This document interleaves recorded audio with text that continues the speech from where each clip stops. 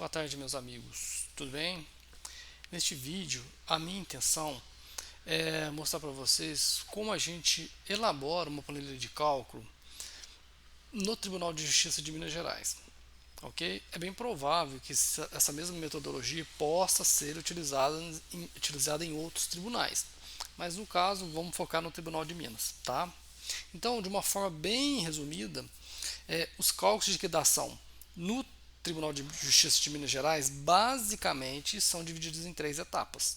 Tá? A gente tem que ter essas etapas bem claras. A primeira etapa consiste na correção monetária. É o seguinte, onde que a gente pega esses valores para que possam ser corrigidos? Sempre nas sentenças. Então, por exemplo, pega um dano moral, o juiz vai fixar o valor do dano moral, ele precisa fixar na sentença quando vai ser o início de correção, a data de início de correção, e ele tem que fixar também a data de início de juros. Nessa primeira etapa, a gente vai só se preocupar com a questão da correção monetária. Tá? No Tribunal de Justiça de Minas Gerais, ao longo dos anos, alguns índices foram utilizados pelo tribunal como forma de corrigir os débitos. Tá? A gente já teve o IPCR, a gente já teve a TR e atualmente o Tribunal de Justiça trabalha com o INPC, que é um índice divulgado pelo IBGE e a função dele é medir a inflação em determinado período. Todo mês o IBGE divulga em seu site o percentual do INPC do mês anterior, tá? E quando ele faz a disponibilização desse índice, o Tribunal de Minas coleta essa informação e aplica na tabela. Aí aquela tabela de atualização monetária que o próprio tribunal disponibiliza em seu site e que nós, contadores, os advogados, as pessoas interessadas, baixam essa planilha e utilizam ela para poder fazer a correção dos débitos. Tá? Num próximo vídeo, a gente vai entrar nessa questão da elaboração da tabela da corregedoria em si. Vou mostrar como que essa tabela é montada, quais os índices foram utilizados durante esses períodos, né? De que data até que data um determinado índice foi utilizado, por quando que esse índice deixou de ser utilizado e quando começou o tribunal a utilizar outro índice e assim por diante até chegar no INPC, que é o índice que a gente utiliza hoje, ok? Então, em termos práticos, o índice de atualização ele serve para corrigir um determinado valor para que esse valor não fique prejudicado em decorrência dos efeitos da inflação, ok? Então, na sentença, o juiz deve fixar, ou pode ser a sentença, ou pode ser algum título de crédito, aí a gente depende do que consta no processo, da informação que tem no processo. Então, basicamente, eu tenho um valor que precisa ser corrigido, né? No exemplo aqui eu tenho um débito de R$ 1.000, tá? Essa é uma informação básica. Precisa constar na sentença a data inicial, né? Por exemplo, eu tenho um dano moral, o juiz fixa o dano moral, que a correção parta de 1º de janeiro de 2020, como está no exemplo. E eu preciso de uma data final, que é até quando esse débito deve ser corrigido. No caso do exemplo aqui, eu estou corrigindo ele até 15 de julho de 2021. Tá? Pode ser a data atual, né? A data que você está realizando o cálculo, né? Ou essa data, o juiz pode fixar, falar, olha, o débito tem que ser corrigido iniciando em janeiro de 2020 e terminar em julho de 2021. Ou então, o débito pode ser corrigido até a data em que foi feito um pagamento.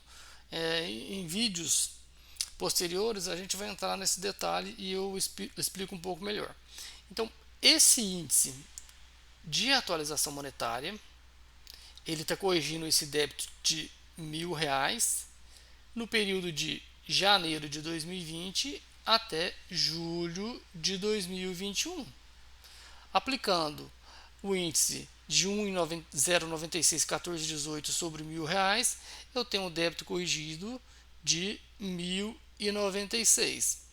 Essa é o que a gente pode chamar de primeira etapa dos cálculos, correto? Então, a primeira etapa consiste basicamente em fazer a atualização monetária do débito principal, aplicando o índice de correção, que lembrando que no caso é o INPC, né? O Tribunal de Justiça tem utilizado o INPC atualmente, lembrando que outros índices já compuseram a tabela de correção. E a gente faz a correção desse débito, no caso aqui, né, um exemplo, até julho de 2021, tá? A gente vai achar o valor corrigido, tá? Então temos o valor aqui de 1.096,14, que é o valor total do período. A segunda parte, ela tem relação com os juros de mora. Então, a gente teve uma primeira etapa que a gente corrigiu o débito principal utilizando o índice de correção do Tribunal de Justiça. A segunda etapa, a gente precisa apurar o valor dos juros. Os juros legais, a gente tem que ter em mente também que eles são de 1% atualmente. Antes da entrada do novo Código Civil, em 2003, os juros eram 0,5%. A partir da entrada em vigor do novo Código Civil, os juros passaram a ser 1% ao mês. Então, esses juros, a gente tem que lembrar que juros, capitalização simples. Então, basicamente, o que a gente faz? A gente conta a quantidade de meses de um período e multiplica por 1%. Então, o que a gente precisa fazer? Na sentença, o juiz provavelmente ele já fixou qual a data de início para cômputo dos juros. No caso aqui, a gente tem a data de 20/10/2020, correto?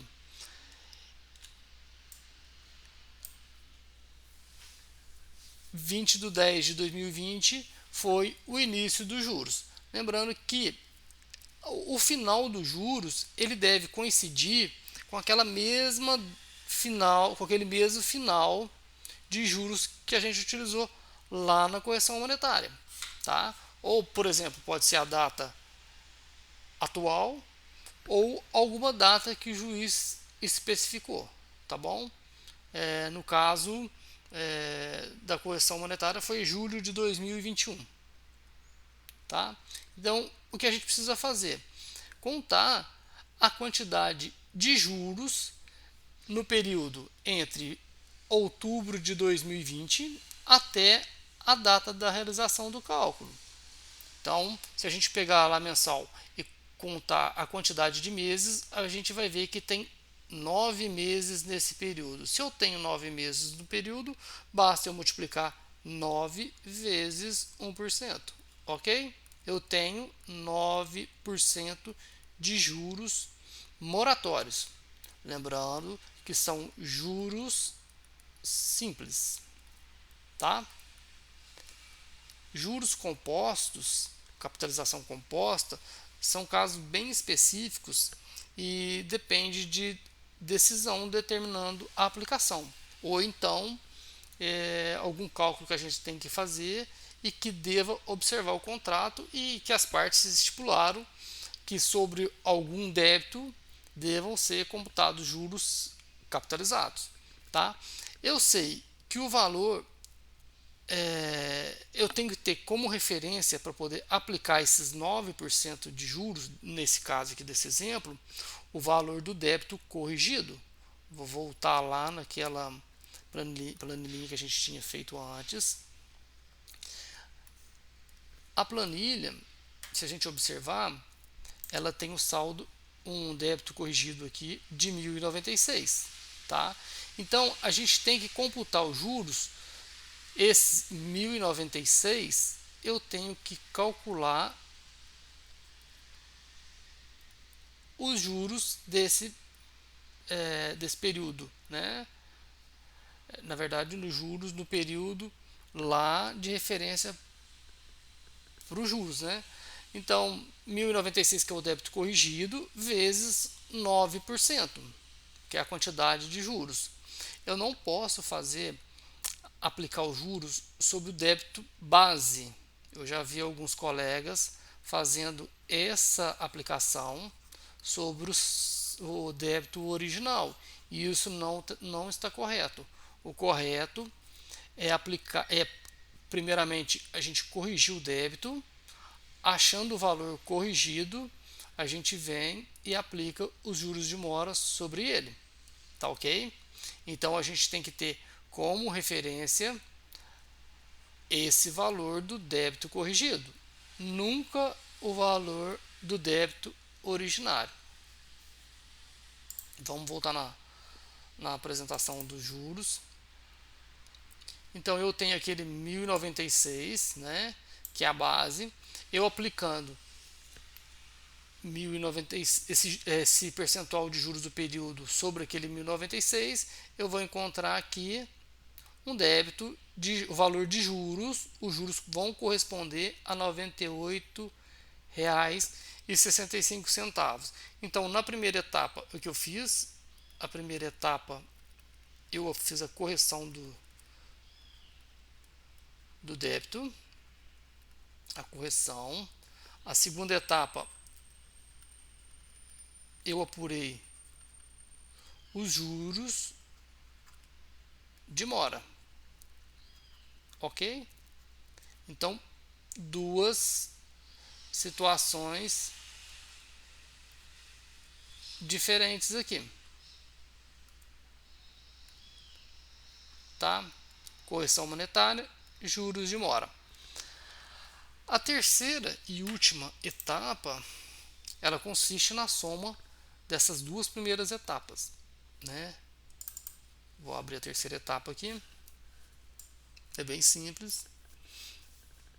Vou aumentar um pouco aqui para facilitar a visualização de quem estiver assistindo, de você que assiste aí. Então vamos voltar naquela primeira etapa, onde eu tenho um saldo, um débito que eu preciso corrigir. Eu tenho aqui a data de início, a data final, para onde eu preciso corrigir, né? Essa data final eu preciso usar a tabela correspondente ao mês. Vou achar o índice correto. Eu multiplico esse valor inicial pelo índice. Eu vou achar o débito corrigido, correto? Primeira etapa. Ótimo. A segunda etapa é o cômputo dos juros. Eu preciso de uma data inicial e preciso de uma data final, correto? Então eu preciso saber a quantidade de juros nesse período. Quem tem facilidade com o Excel, basta colocar uma fórmula para o Excel encontrar os meses desse período e multiplicar por 1%. Eu sei que entre outubro e julho de 2021 a gente vai ter 9 meses. 9 meses vezes 1%, eu tenho 9% de juros a serem aplicados sobre o débito corrigido. Lembrando que não podemos aplicar os juros de 9% sobre o valor inicial. Isso não está correto, ok? Isso não pode. Encontrando os juros, né? Eu apliquei 9% sobre 1096, eu achei o valor de juros de 98,65. A etapa final, ela consiste em somar o débito corrigido, Eu vou apagar só para facilitar um pouco a nossa vida. Tem muita informação na tela, isso aí pode prejudicar o entendimento.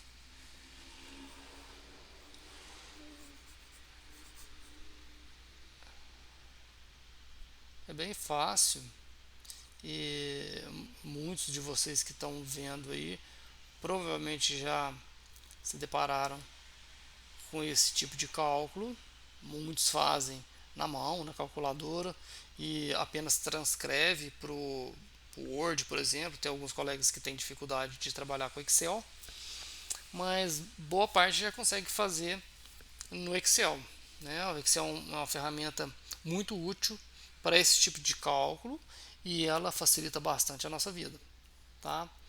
Então, deixa só voltar aqui um pouquinho para a gente colocar aqui a segunda etapa, né? Que consiste nos juros, né? Na aplicação dos juros. E depois eu tenho a última etapa, que simplesmente é a soma do débito corrigido com o valor que eu encontrei dos juros, tá? Eu pego esse valor de 1.096, somo com 98,65, eu vou encontrar o total do débito, que é 1.194,79.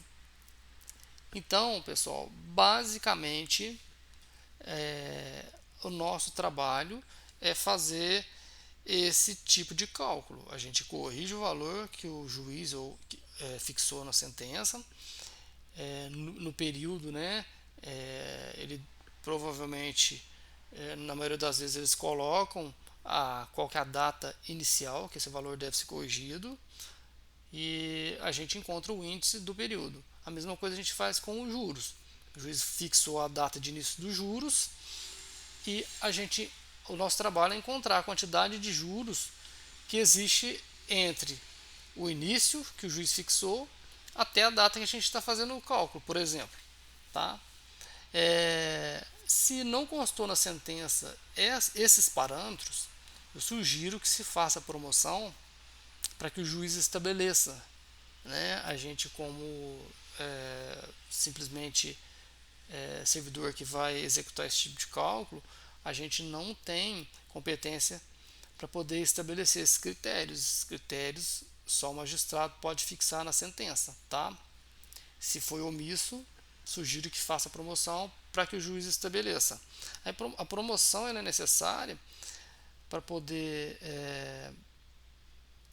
o juiz fixar esses parâmetros e evitar que as partes discutam essas questões, né?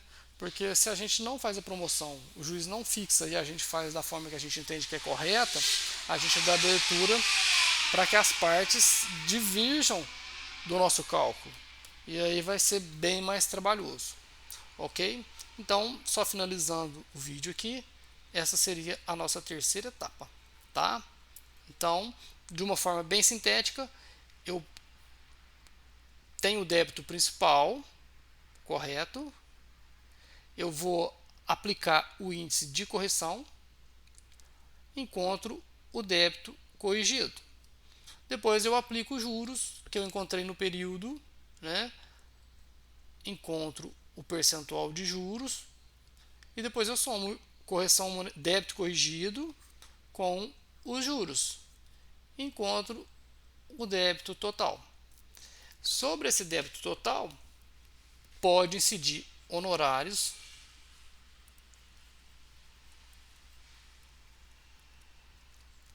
advocatícios, né? Que o magistrado também deve fixar na sentença, né? E se a parte não efetuar o pagamento no prazo, tem aquelas combinações lá do artigo 523 do CPC, tá? Que é 10% de multa, 10% de multa e 10% de honorários, novamente, tá? Numa próxima planilha, quando a gente for montar um cálculo, um exemplo de cálculo, a gente vai fazer essa inclusão de honorários e depois, se for o caso, a inclusão da multa e a inclusão desses novos honorários relativos ao artigo 523 do CPC. Tá bom? Esse vídeo a gente para por aqui e a gente dá sequência no próximo vídeo para que não fique muito grande e cansativo. Tá? Um grande abraço a todos e a gente se vê no próximo vídeo.